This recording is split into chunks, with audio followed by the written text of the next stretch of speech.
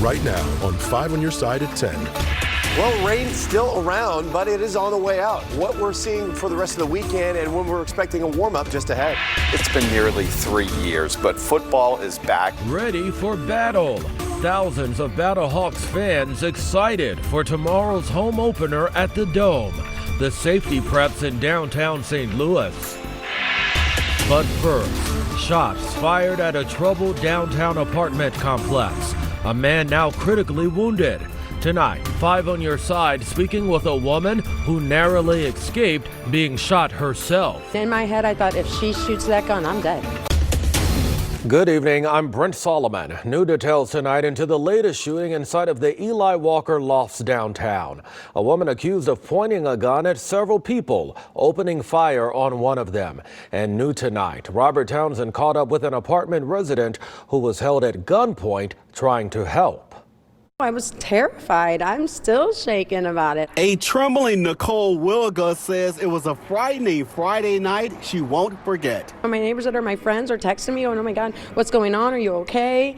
You know, everybody's, worried. St. Louis police say it all started when a woman and a man got into an argument. Witnesses told police the couple had a vicious fight inside an apartment at the Eli Walker Lofts on Washington Avenue. I believe it's a husband and wife. And she was just abusive. I seen her smack him upside the head so hard. He had scratches all over his face and his neck. Wilga says she ran to comfort the woman's young daughter. I was consoling the child. I was just trying to ask, do you have any grandma or aunt I can call? Or I didn't really know what to do. She says the child's mother suddenly fired a gun. She shot at me and her daughter. I had my arm around her daughter and we were walking behind her, following her.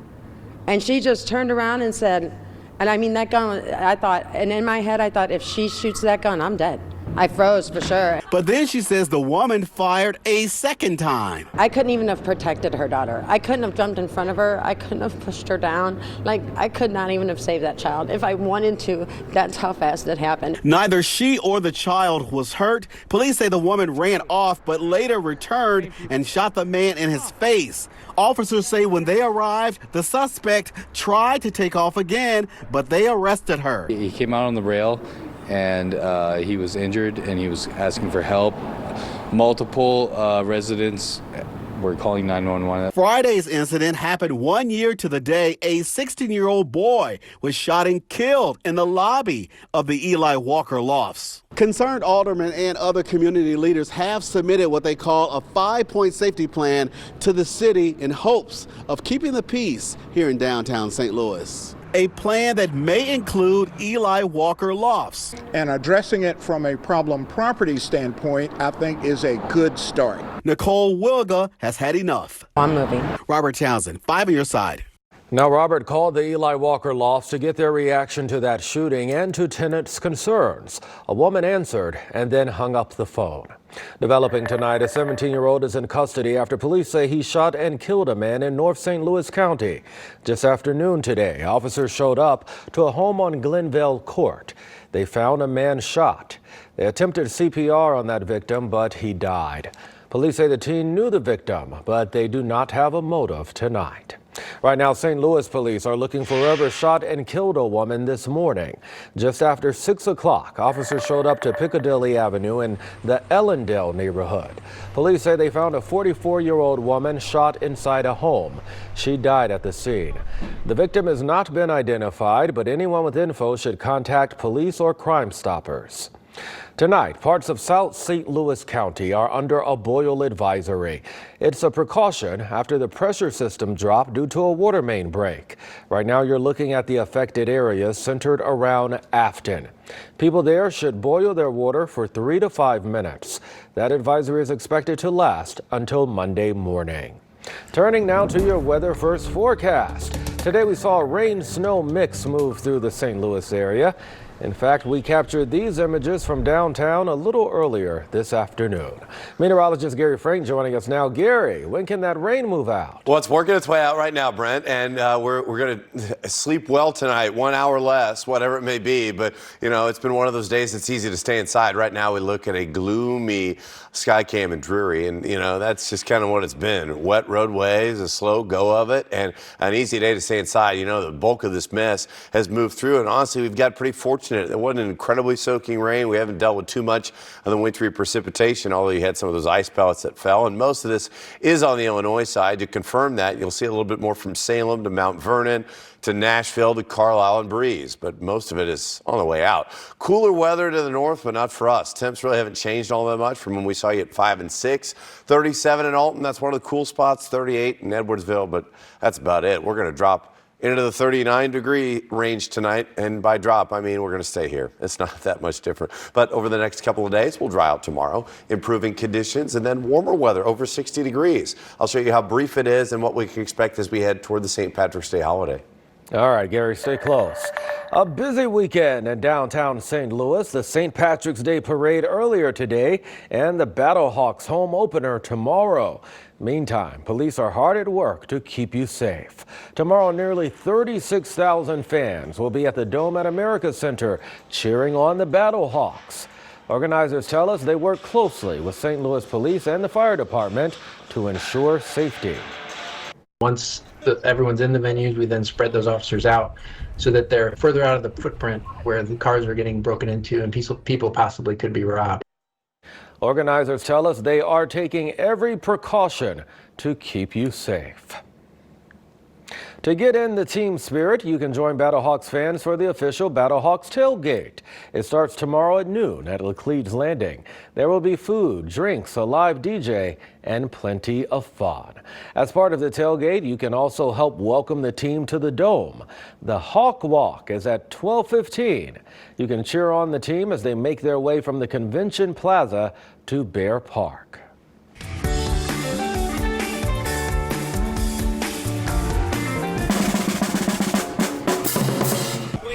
St. Patrick's Day festivities started today with the 54th annual St. Patrick's Day Parade. Thousands decked out in green got to watch tons of floats and balloons, marching bands, and a whole lot more travel down Market Street. We spoke with the parade chair, who expressed his excitement for the parade's big return. We're thrilled to be back post-COVID for our second year. As you might recall, we were the first event in St. Louis to have to cancel, and that was challenging for us as an organization. But we're back. Well, the parade also included a very special appearance by the Budweiser Clydesdales. Families speaking out, claiming the St. Louis Circuit Attorney kept them in the dark about their cases. This is so valuable to me because I thought maybe this would be the end of my son's story. The I-Team getting reaction about the process to remove Kim Gardner from office.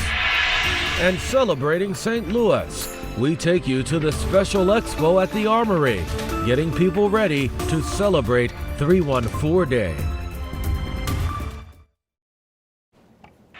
The VA St. Louis healthcare system is giving back to local veterans. They hosted a PACT Act town hall today at the VFW in Overland.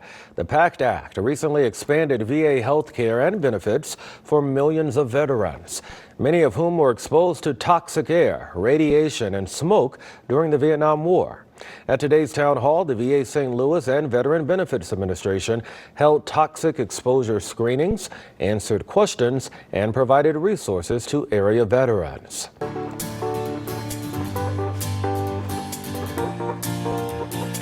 The 314 Day is Tuesday, and today the Armory held a one-stop shop for everything you need to celebrate.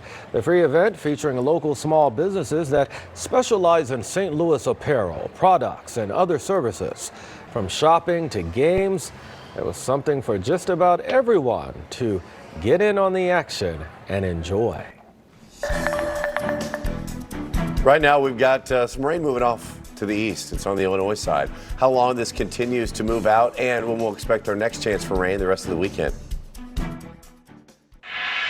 Tonight, we're hearing stories of 3 victims' families who say St. Louis Circuit Attorney Kim Gardner kept them in the dark about their cases.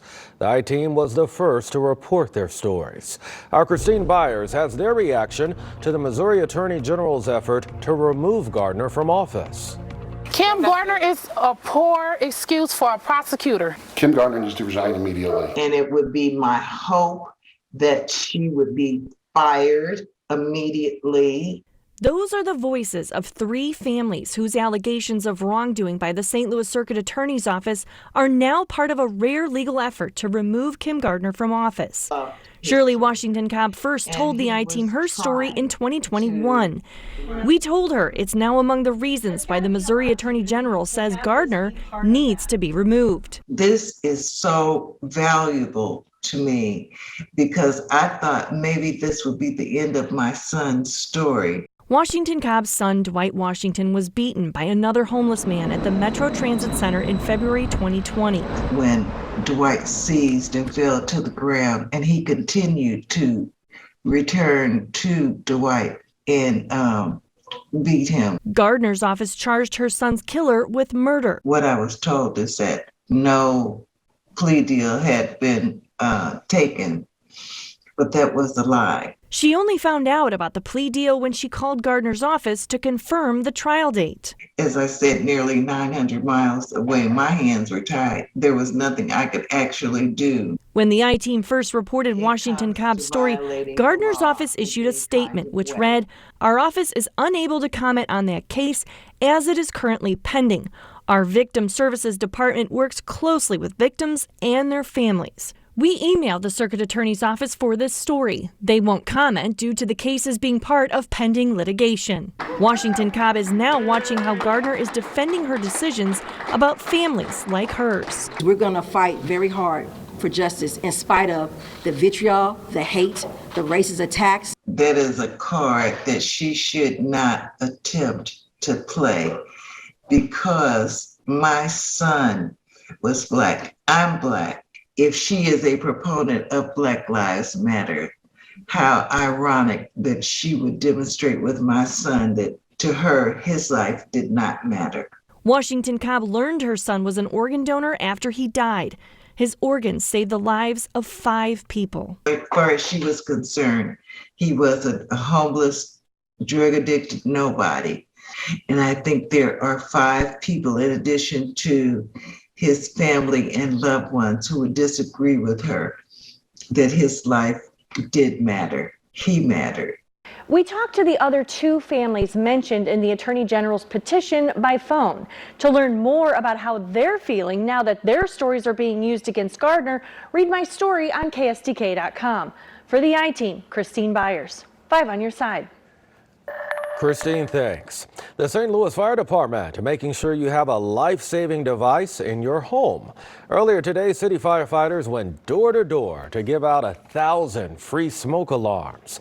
It's part of the National Sound the Alarm campaign hosted by the American Red Cross to make homes safer by providing an early warning when smoke is detected.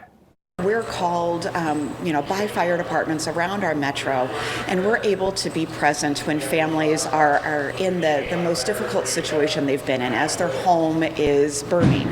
And we're there to be able to provide comfort and care, financial assistance, referrals, and more, not just in the moment, but then to walk with them on that road to recovery. Firefighters will continue canvassing neighborhoods tomorrow from 10 until 1. You can also contact your local fire department to request a smoke alarm. Well, it is that time of year again. Daylight saving time is coming to an end, and that means you must set your clock forward an hour. The time change occurs once the clock moves from 1:59 to 3 a.m. You may be losing an hour of sleep here, but the clock adjustment means that there will be more daylight in the evening.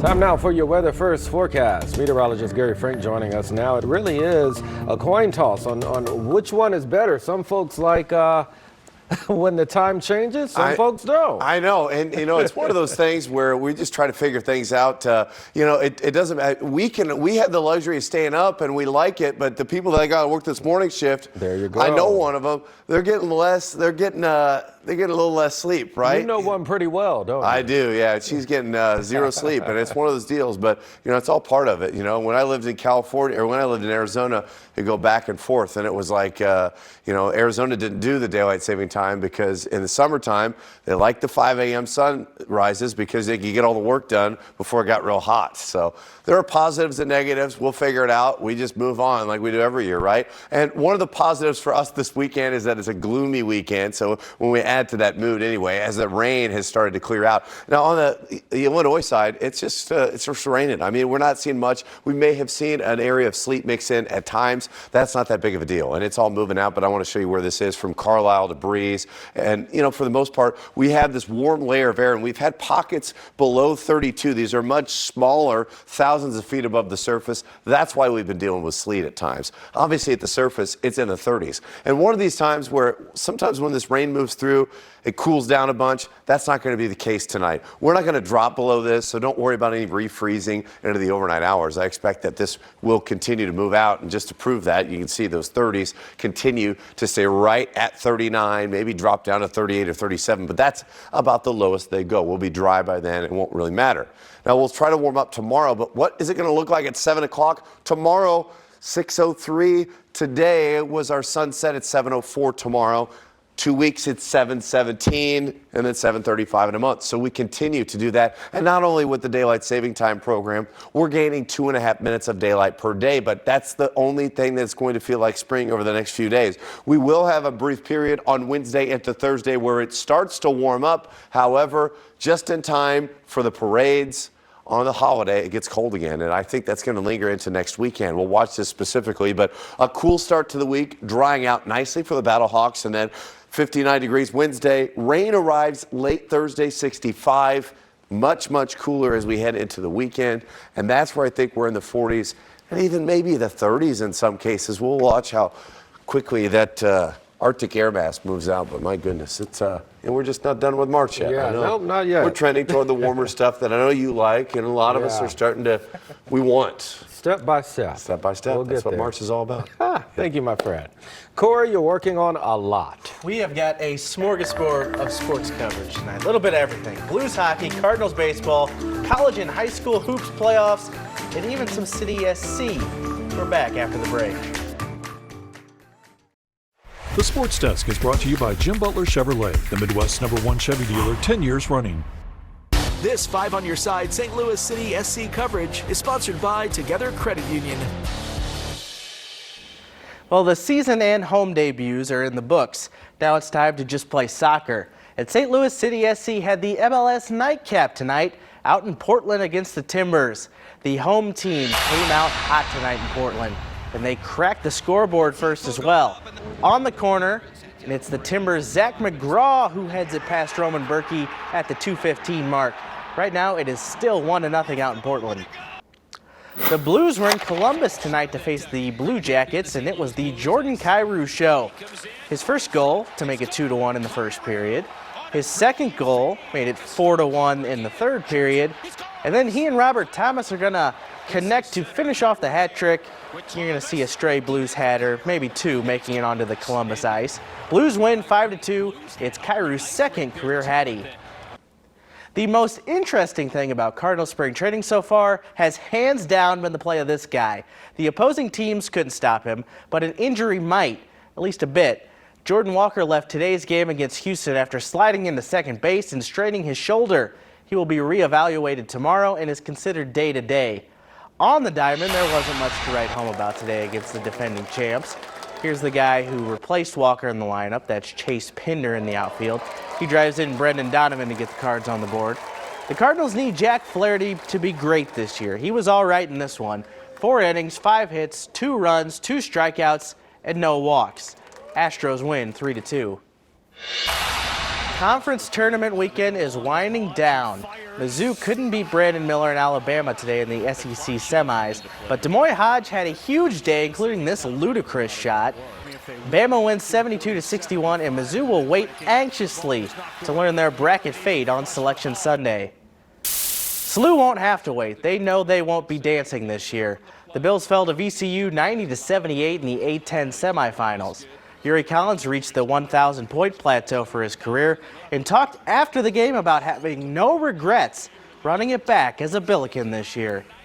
I'm proud of this group. I'm proud of my coaches, everybody, a part of the staff. I'm happy I returned to St. Louis University. Wouldn't have wanted it nowhere else. So I'm just proud to be a part of this team, man. Happy I stayed. My favorite story of the day, the Jabot Catholic Hawks had never won a state title in basketball. Dennis Reeder has been there for 43 years. Today, they got their first. The Hawks were on fire in the second half against Scales Mound. They shot the lights out, they were hustling everywhere, and it paid off. Jabot is the Illinois Class 1A state champs with a 65-45 win. Girls playoffs in Missouri, Lutheran St. Charles against the 5-player team of Whitfield. What a story to make it this far with just 5 players on the roster.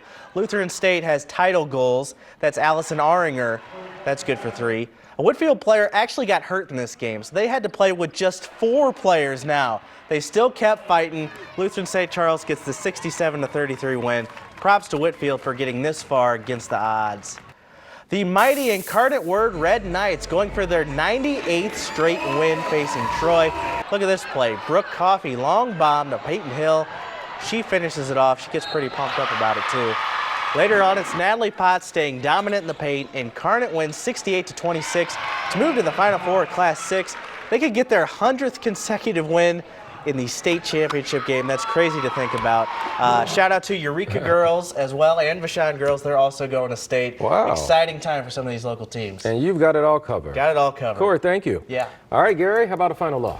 Well, it's looking pretty good, and the rain is settling in as we prepare for our one less hour of sleep. One less hour. It starts soon. Thanks for the company. We hope you have a great night.